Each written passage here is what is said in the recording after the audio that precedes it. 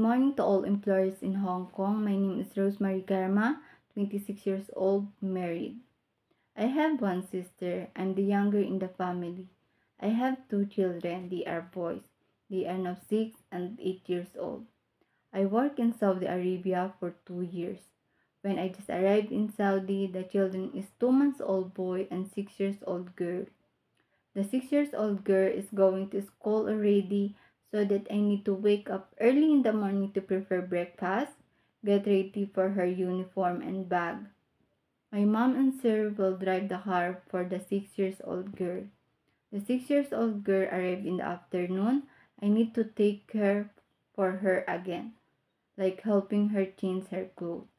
For the 2 months old boy, I need to help him sleep, bathing, carrying, make milk, clean bottle, change clothes, and change diaper. I do also washing, cleaning, ironing, and cooking. I want work Hong Kong to earn more money to support my two children for their schooling. I willing to learn more the Hong Kong procedure even though it's not the same in the Saudi. I am hardworking, obedient, patient, and loyal. I hope you like me, mom and sir. I hope to serve your family soon.